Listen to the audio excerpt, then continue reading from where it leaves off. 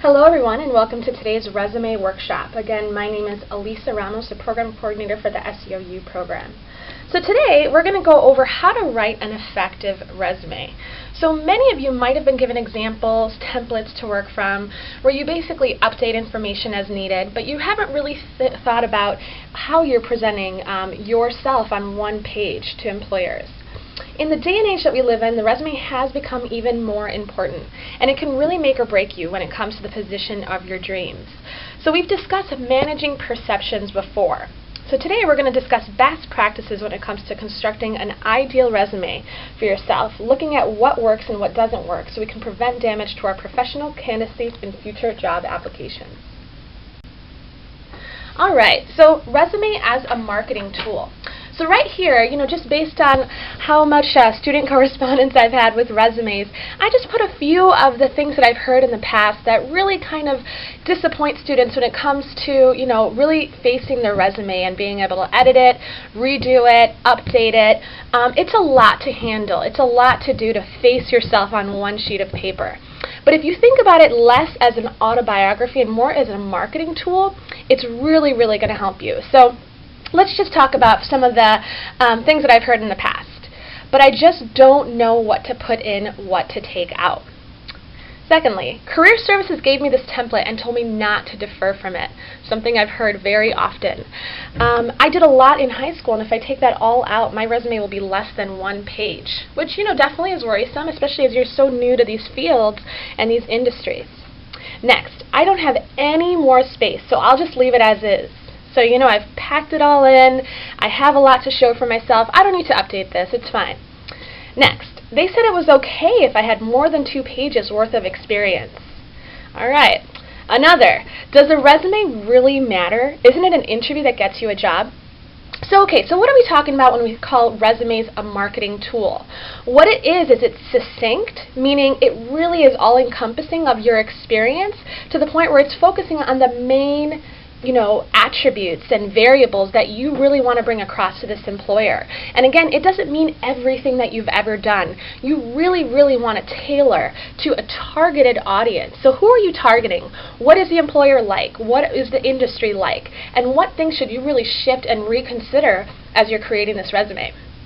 Lastly, how does this differentiate me from my competitors?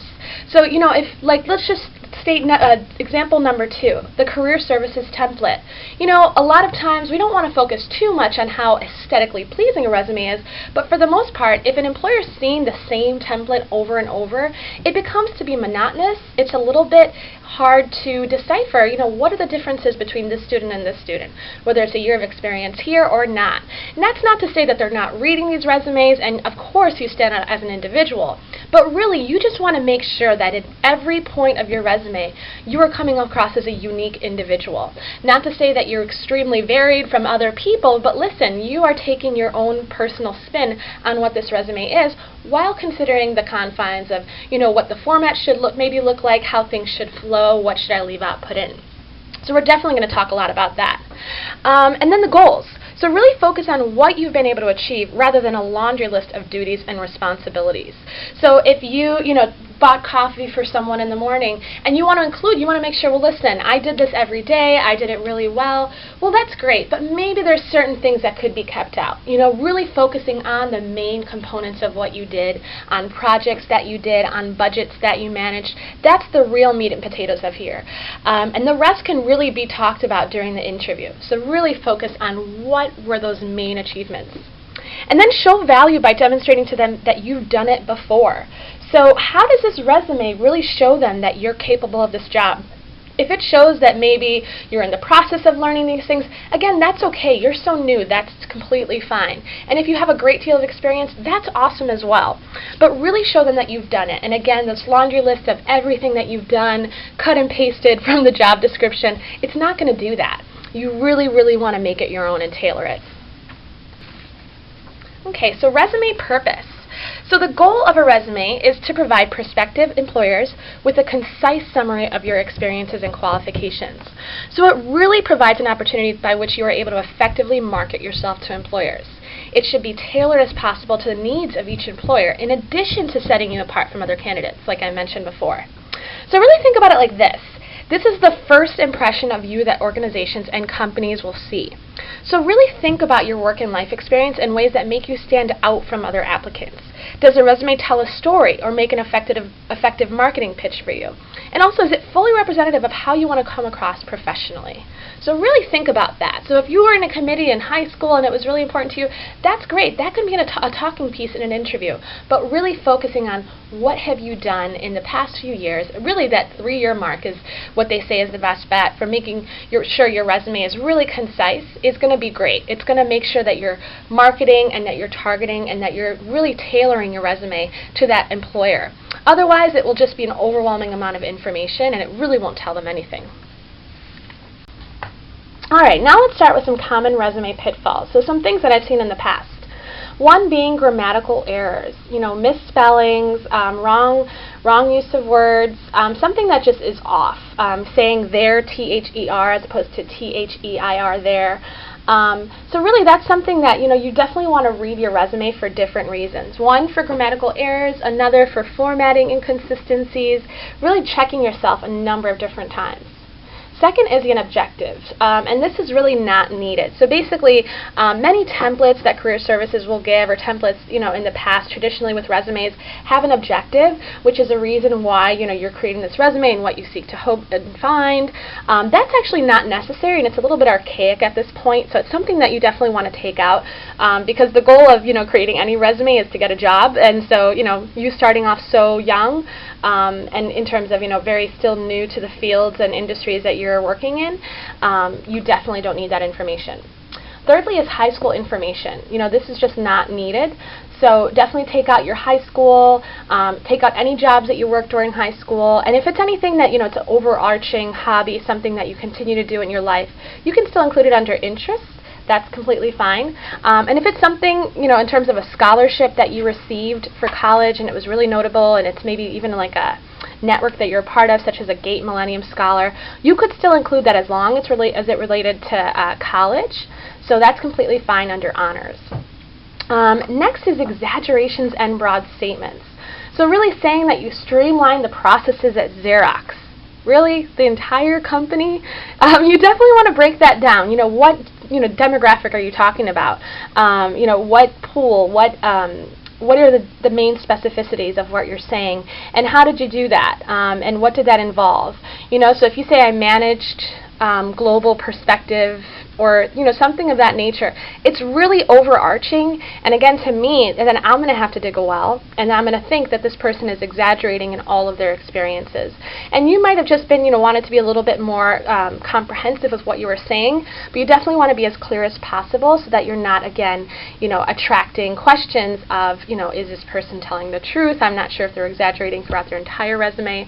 Again, these are things that you don't even think about, but again, managing perceptions as it comes to even resume writing is really key. Lastly is formatting inconsistencies. So this is something, again, that you definitely want to read for. So, the way that you display the date, if you write it out versus numbers. Next, font styles and sizes, so if they really vary throughout the resume, that definitely stands out. Another one that I didn't write on this slide is making sure that the margins are all the same and that everything ends at the same point on your resume, and that everything's lined up nicely. And really just using your alignment tools is really going to help with that, in addition to looking at the samples that we've sent around thus far to really help you think about different templates and ways to really create margins that are manageable. What I've seen also too is that students will use boxes and different ways to table their information, and that's really going to be hard when you're editing around and trying to look with your eye to make sure that everything is perfect. So again, use those margin and alignment tools to help you format your resume and make sure everything is all consistent. And lastly is verb tense uniformity. So if you're talking about a present experience and then you start off with a verb in the past tense, that's just incorrect, especially if you have a bullet statement that starts in present tense and then the next in past tense. That's just a little bit complicated, so you definitely want to make sure to keep that consistent. So present experience in present tense, past experience in past tense. And not starting off a bullet either with saying, something to the extent of job was about this, because again, that's not a verb. So really start off with a strong action verb in every statement. And as to the right, you can see a comic, and it says, you see a man, and he's applying for a job, and it says, oh, an ability to smell fear is a quality I've never seen listed on a resume before. Again, a really good example, funny example too, of exaggerations and broad statements. So think about it like that, and also, make sure that you're reading it as though you're a reader, not necessarily, the person being represented on the page.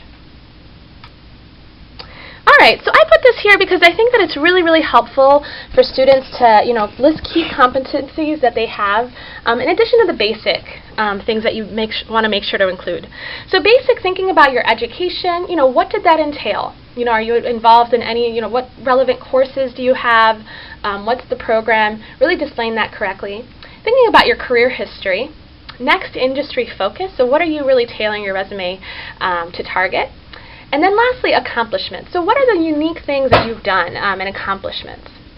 All right, advanced. So thinking about your strengths, so what things do you want to make sure that you really front end? So what are the strong experiences, strengths, trainings, anything that you've done, really make sure to display that very nicely. Next are weaknesses. So what things do you maybe want to kind of, make sure that you're hitting, but also being a little bit more aware of as you're presenting your resume. So when someone asks, can you explain your resume to me, you can explain about your strengths, and you can say the things that you're working on, which might be perceived to you as, weaknesses. Next is personal preferences. So thinking about, how do you want to display your information? Because, again, a resume is a really personal document. It's something that represents you, and you definitely want to make sure that you're presenting it in a way that you feel comfortable with. Next is motivations. So what is motivating you, and how is this displayed in the resume? So if you're someone that is really motivated by, say, financial analysis, think about that and how you want to display that in your resume. If you're someone that really is focused on service, include leadership experience as it relates to community service or volunteerism. That's okay. Again, that really shows your character and you as a round individual. Next are competencies. So what things, have you been certified in, trained in, you feel comfortable in? And then lastly is marketable skills. So through all of these employment experiences and leadership experiences, what marketable skills have you developed, and are you displaying them correctly in the resume? All right, let's keep going. All right, so resume essentials. So it's pretty simple, but you definitely want to include your current contact information, your education experience, work experience, leadership experience, or if you'd like to say it, leadership and activities, and lastly, your skills and interests. So that's definitely something I know some students have asked me about, is that something I should include? I feel a little bit strange, talking about that I like basketball. That's okay, because if you think about it, your interests typically tie to the sort of person that you are, and you want to definitely show aspects of your character. Now, this is no reason to go crazy and put basketball all over your resume, but if that's an interest of yours, you can state it towards the finish, and I guarantee probably in an interview setting, you'll feel comfortable enough, if someone asks about your teamwork ethics, say you were a captain of the basketball team, you can talk about that experience, and it definitely relates to the skill of teamwork. All right, current contact information. So definitely the necessary components include a mobile number. So that definitely, I think our landlines are archaic at this point, so definitely make sure to include your mobile number, your email address, current mailing address, your college address if applicable. And then lastly, a permanent mailing address is optional. So if you're, primarily, 11 months out of the year, you're at college, definitely put your college address. Oftentimes, unfortunately, even in my own experiences, I've received rejection letters straight to my current mailing address, and those are things I can wait upon. Typically, employers will contact you via phone or email. So it's okay if you have a really extensive, permanent mailing address and you don't know if you should include it, you could take that out. It's definitely a preference choice. So as you can see below, in this example, Julie Brown, she puts her address, her email, and lastly her phone. Really, really simple. Again, if you feel comfortable putting both, that's okay as well. All right, education. So this section is extremely important. As underclassmen, freshmen, and sophomores, it's crucial that you highlight your academic accomplishments. You have not yet had the opportunity to gain substantial work experience. Maybe some of you have, but your academic experience is important. So really make sure to include majors, minors, expected graduation date, study abroad experiences, definitely your GPA, and be truthful here. Make sure not to round up too much, because again, that has happened to us in the past, and it's again, it kind of points to the whole truthfulness. And also make sure to include your cumulative GPA.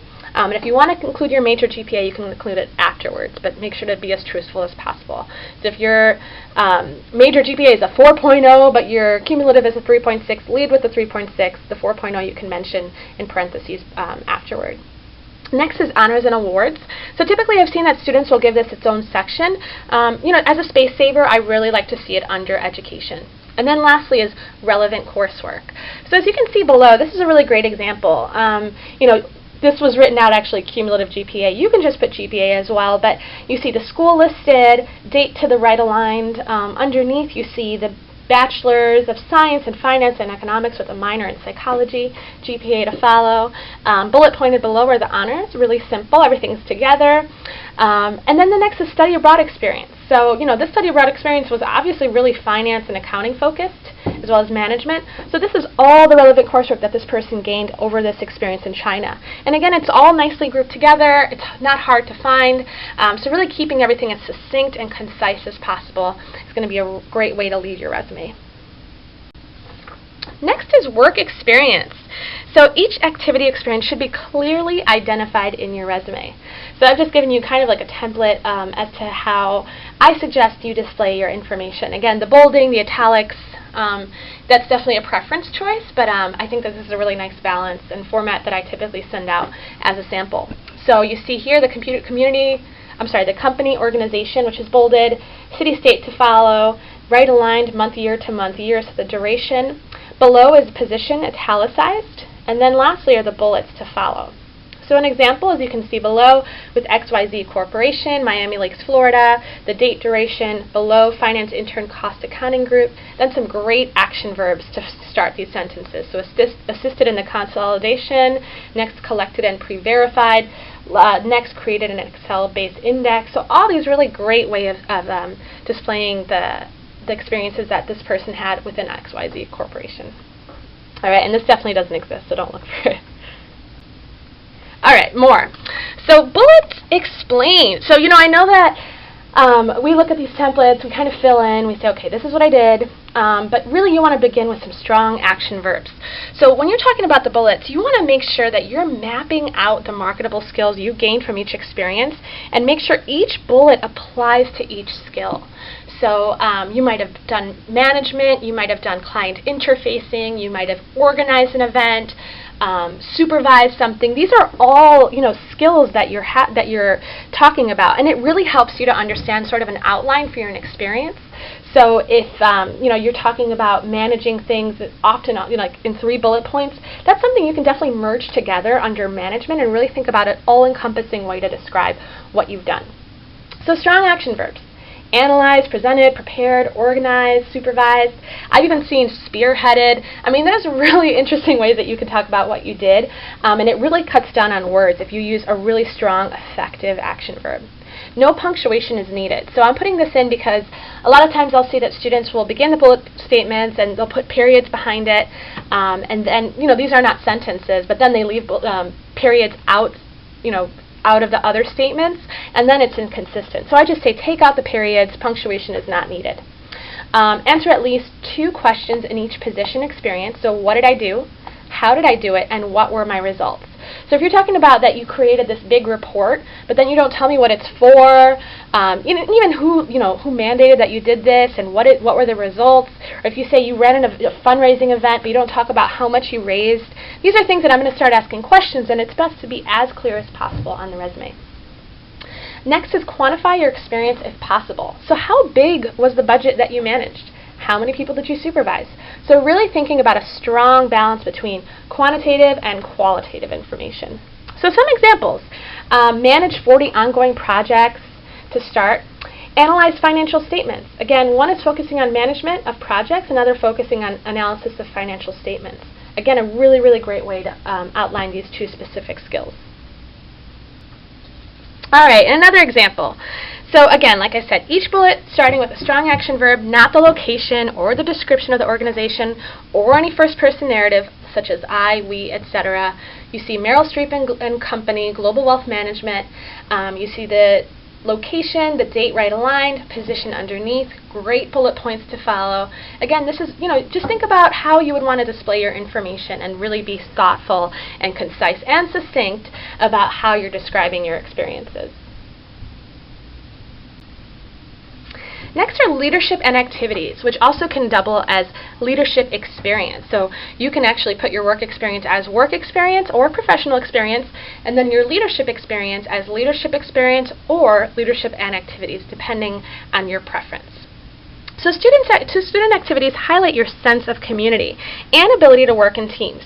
So be sure to focus on your contributions to the group and not just a grocery list of groups and clubs you're a member of. So as you can see here, this is an 85 Broad State College chapter. This person was a treasurer and they display their information. The other is an event coordinator. And then lastly, you have the volunteerism. So if you're a part of an organization but you haven't really done anything, but you've just joined, you could just put a title. So you can put the organization name, the dates of your involvement, and then your title. So really just be really mindful of this. So if it was an organization that you were in for like 2 meetings, don't display it. Again, you're really going to want to keep your resume as brief as possible and make sure that you leave room for all of the other things that you want to market. All right, skills and interests. So we're moving along. So be specific and do not embellish. So if you are a master at Excel, you can say proficient or advanced in Excel, Word, PowerPoint, Adobe InDesign. You can also put proficient in Microsoft Office, a number of different things. But if you've never worked with Razor's Edge or SPSS, don't put it.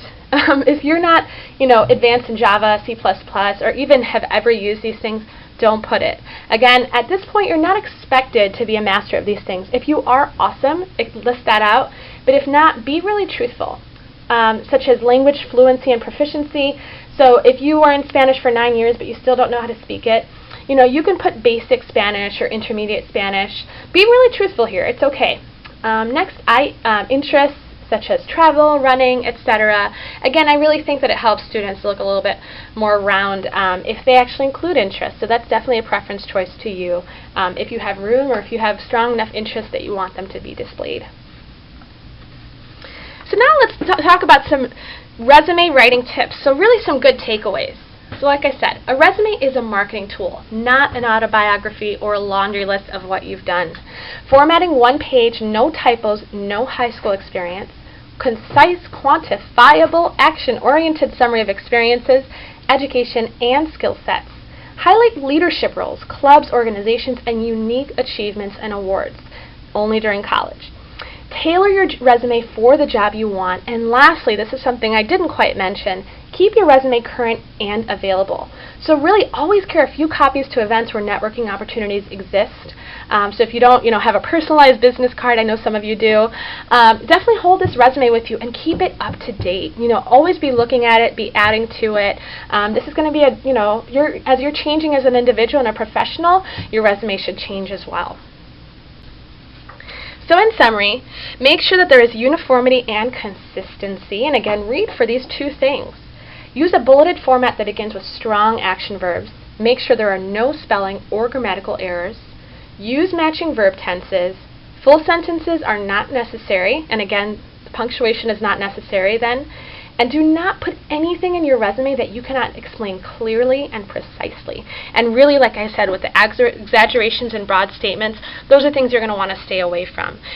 So I'm really, really excited. I know that a few of you have already, I've had conversations with you where I've actually, spelled this all out. And we've had conversations, and I know some of you have stellar resumes. I cannot wait to read them. We're having conversations this week, next week, and the next few weeks just talking about your resumes, and then we're going to throw them back to you and hope that you can gain a little bit more understanding of what you should include, what you shouldn't include. So hopefully this resume workshop was really helpful to you. And again, if you have not received any samples from me, you can definitely ask for that. And if you have any questions, I'm happy to answer any of them. You can also reach out to your cohort leaders. Like I said, we will be editing resumes, and come August, at end of August, you'll have an edited, beautiful resume. So I'm really excited for all of you as you take this next step, which will lead to a even bigger step in terms of your career. So have a good day.